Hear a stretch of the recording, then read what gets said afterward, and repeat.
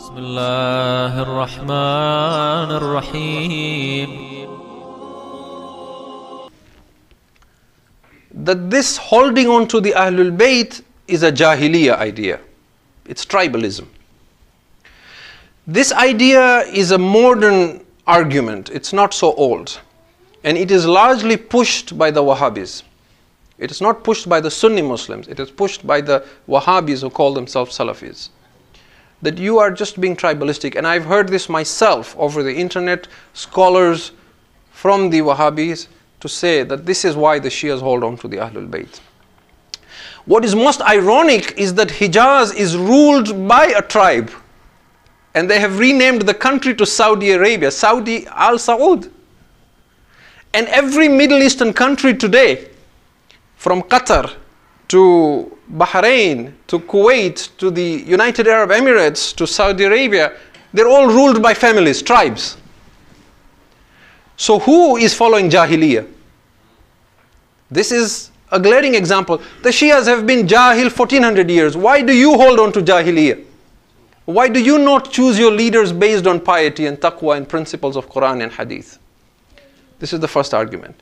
The second argument is that human beings have come to this planet, billions and trillions of human beings, and they exist today in billions, and they will continue to exist. But when we look at the history of guidance, of divine guidance, of hidayah from Adam alayhi salam until this day, we see that Allah has insisted on only one lineage or one lineage. There is one royal bloodline across human history. Only one. Why? You see, the Quran says that when you do tabligh, you should go from your own community. It doesn't say people should learn religion and then go and spread out and preach to the world. It says no. Why does not people from their own community go out and learn religion and then come back and warn their own community? Why? Because you are only perceptive to someone who you can identify with. But what is strange is that Allah did not send a prophet from the Chinese, go guide the people of China, a prophet from the South Americans or the Incas, go guide them there. He insisted on this one line from Adam. And in particular, because in the early prophets there is a simple line that flows to Nuh and Idris and so on. But once it comes to Ibrahim alayhi salam, from Ibrahim alayhi salam, it is only the Al of Ibrahim, Ismail and Ishaq. And then all the Anbiya alayhi salam flow from there. Why? This tells us that there is something special about this royal bloodline. It is not tribalistic. It is based on the purity of this line. It is based on what we recite in Ziyarat Warith. When we remember Imam Hussein alayhi salam, we say, وَأَشْهَدُ أَنَّكَ كُنْتَ نُورًا فِي الْأَصْلَابِ الشَّامِخَةِ وَالْأَرْحَامِ الْمُطَحَّرَةِ لَمْ تُنَجِّسْكَ الْجَاهِلِيَّةُ بِأَنْجَاسِهَا. This jahiliyyah is idol worship. I bear witness that you have been a nur that has flowed from one loin to another womb, to another loin, to another womb through history. You have not been touched by any form of ignorance. That purity is so important. I will demonstrate to you how important it is. We talked about how people will only identify with those who are of the same community. After Ibrahim alayhi salam, from his son Ishaq, he had a son called Yaqub. Yaqub had 12 sons, one of whom was Yusuf alayhi salam. So Yusuf is from Banu Israel. He is an Ibrahimi. He is from Ibrahim alayhi salam. Allah wants to send guidance to Egypt, to the people of Fir'aun.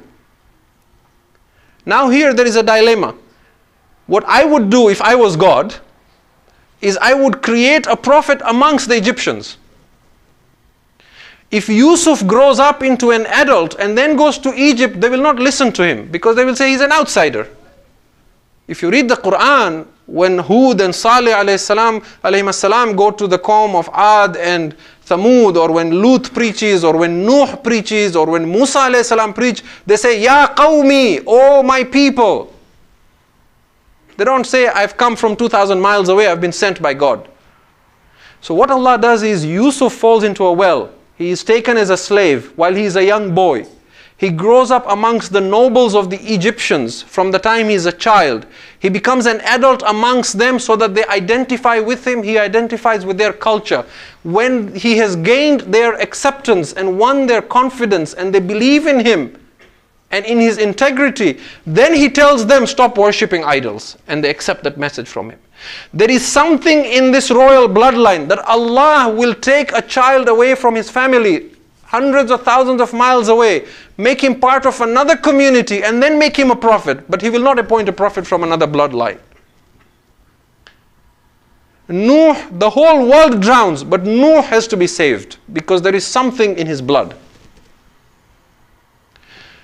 Hundreds and thousands of children are slaughtered by Fir'aun, but Musa is saved and raised in the palace of Fir'aun because there is something in him that flows in his veins. It is not recorded in any history that a man was thrown in fire and did not burn, but Ibrahim is thrown in the fire, he does not burn. Allah could have let him become shaheed and appointed another prophet from another line. But no, there is something in this, there is a nur in this line, in this family. And we understand from this then that the association to the Ahlulbayt alayhimus salam is not political.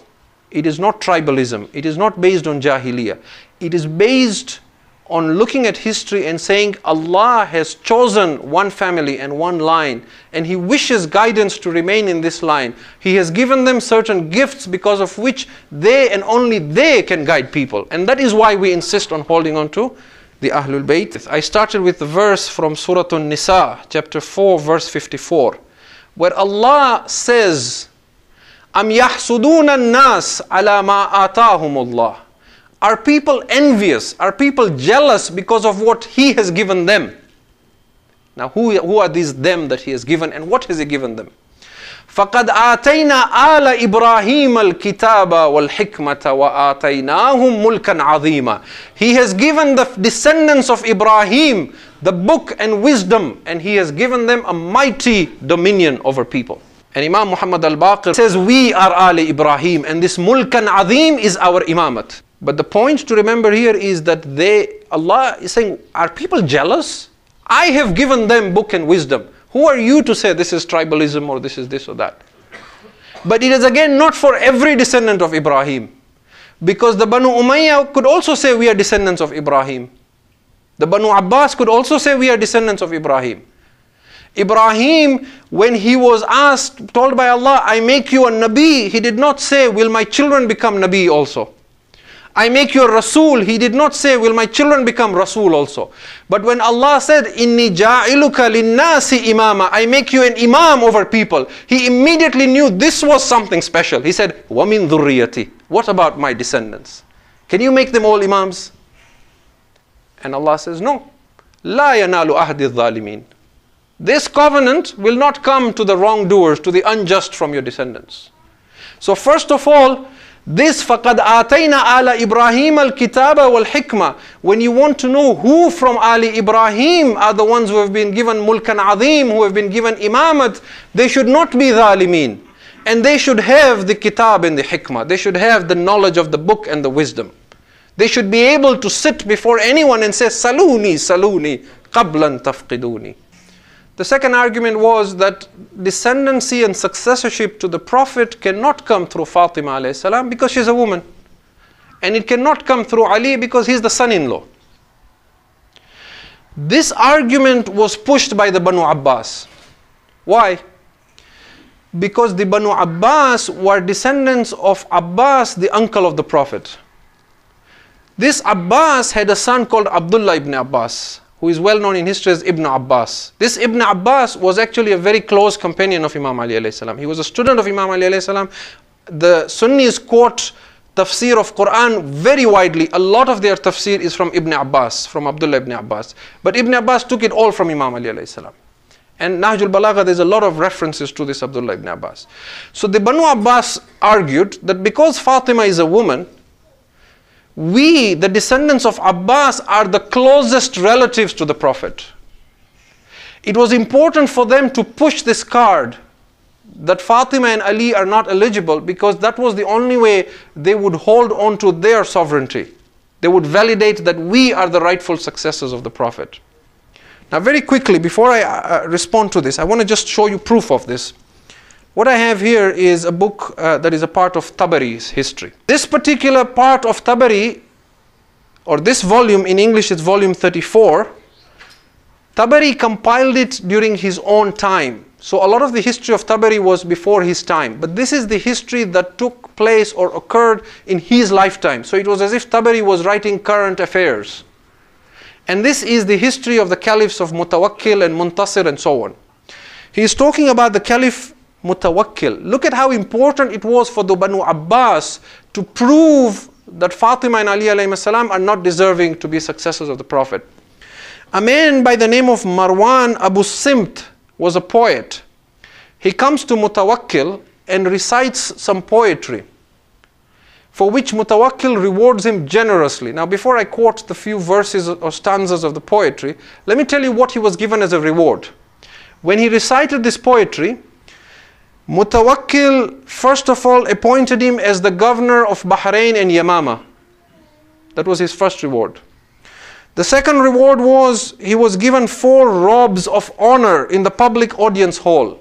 So in the majlis of the caliph, to be given a robe, an expensive robe, was a great, great honor in those days. It was like being given a medal of honor or being recognized before the whole nation. It was a big thing.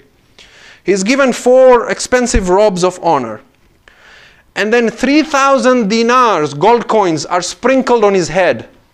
And he's given that. And then 10,000 dirhams are sprinkled on his head. Governorship, all that. What did he say in his poem? He just read one poem. He got all this. He said, the kingdom of the Caliph Jaffer. Jaffer was the name of Mutawakkil. The kingdom of the Caliph Jaffer bodes well-being for this world and the next. It is good for Jaffer to be the Caliph in this world and in the next. O Jaffer, he tells the Caliph, yours is the heritage of Muhammad, and by your justice oppression shall be banished. The daughter's sons are hoping for the heritage, but they do not have a right to it. Now the daughter's sons are who? The daughter is Fatima. The sons are the imams. Right? In this particular case, it was the 10th Imam, Imam Ali al-Hadi alayhi salam. So the daughter's sons are hoping to be the successors of the Prophet, but they have no right to this. And the son-in-law as well is not an heir. That means Imam Ali alayhi salam. And the daughter does not inherit the caliphate. This is the English translation. Those who pretend to your legacy shall only have regret, and so on and so on and so on. He reads, the heritage is not for anyone but you, nor by God, neither is the honor, and so on. The argument though is a very weak one. Why? First of all, Imam Ali alayhi salam is not just the son-in-law of the Prophet. He is also the cousin of the Prophet. Just as Abbas is the uncle of the Prophet, so is Abu Talib. So Abdullah bin Abbas is as a cousin to the Prophet as Ali is a cousin to the Prophet. So if the Banu Abbas are close to the Prophet because of by virtue of being descendants of the Prophet's uncle, then the Imams are also descendants of Imam Ali by virtue of being cousins and the uncle of the Prophet. So from their own argument, the whole thing collapses to begin with. Then the argument that the daughter cannot inherit, that is a jahiliyyah argument. Based on what we said earlier. That is a jahili argument to say that a daughter does not have the same right. Whereas in Islam, a daughter has the same right as the son. In fact, in the laws of inheritance, if the daughter dies and she leaves a son, her son will inherit as much as she would inherit from the father, rather than it going to the uncle and the granduncle and the grandparents and so on and so forth. So that argument again of saying a daughter does not inherit also does not have any validity. Then the hadith that is quoted widely, the Prophet said everyone's progeny goes through their fathers, through their sons, but my progeny will continue through my daughter. How will you then explain that hadith? And all the other hadith, the Imams are from my descendants, the Mahdi is from my descendants, all that has to be explained. Then there is the argument that Isa alayhi salam is given to us as the descendant of Ishaq alayhi salam, through whom? Through Maryam.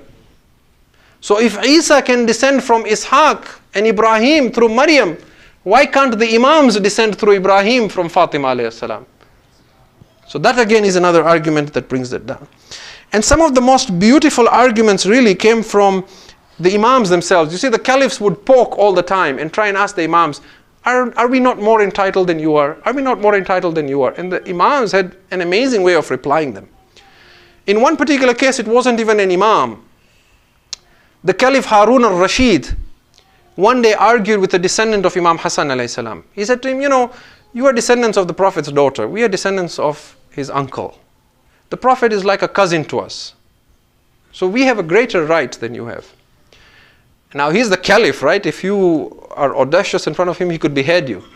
So he just asked him very politely. He said, if the Prophet was to come today and ask for the hand in marriage for your daughter, would you give your daughter to him? And Harun says, of course, what an honor. The Prophet wants my daughter's hand. I wouldn't even think twice about it. He said, the Prophet would not ask me because my daughter would be his mahram. Do you see who is close? And then one day, Harun goes from Baghdad to Medina, and he wants to show the people of Medina, I am the heir of the Prophet. So he walks in with big pomp into the mosque, Masjid al-Nabawi, and he stands in front of the grave of the Prophet, and he says, "O cousin, O Rasulullah, Assalamu alayka, O cousin, O Rasulullah." A few seconds later, Imam Musa al-Qadhim alayhi salam walks in. And this time when Imam Musa al-Qadhim alayhi salam walks in, he looks at the grave of the Prophet. He says, "O grandfather, O Rasulullah, Assalamu alayka ya Rasulullah." To which we are told Harun walks out with rage because he came claiming cousin, and the people of Medina are sitting and watching, and now the grandson has walked in. And in fact, it is said this is one of the reasons he took the Imam to Baghdad and poisoned him, because this was breaking the foundation of the Banu Abbas. And that is why Fatima is so important to us, because she defines the right of the Ahlulbayt alayhi salam. Without her, everything does not fit in place. She is the axis. A descendant of Imam Ali alayhi salam is not necessarily an Imam if he is not from Fatima. He is an Alawi, but he is not a Fatimi. So she actually is the glue that holds everything together. Okay, and then the final point that I come to, and I won't take too much of your time, was this argument to say that she is weak as a woman and emotional. This argument was pushed by the Muslims who, when they read history, they found that Fatima alayhi salam was insistent on the right of her husband. And she refused to budge on that. You see, when it comes to the issue of Imam Ali alayhi salam and whether he pledged allegiance to Abu Bakr or not, Muslims have different opinions. Even the Orientalists and scholars. The Shia's Khair say that the Imam did not pledge allegiance at all to the first Caliph. The Sunni Muslims and the Orientalists write, some say he didn't want to, but he was forced, or the Caliph said, as long as Fatima is alive, I will not force Ali to pledge allegiance to me, and then after 6 months, then he pledged allegiance to him, and so on and so forth. But nobody argues about the stand of Fatima alayhi salam. And again, that is why she is so important. Because every time somebody argues with you, well, Imam Ali did pledge allegiance to the caliphs, well, Imam Ali did pray behind them, well, Imam Ali did give advice to them. The question is, what was Fatima's stand with their regard? Given that the Prophet said, whoever angers her, angers me. Whoever angers me, angers Allah. Is it not a fact that salam is wajib, but she refused to do salam, to reply their salam? See? So she becomes very, very important. It goes beyond just polemic. Allahumma salli ala Muhammadin wa ali Muhammad.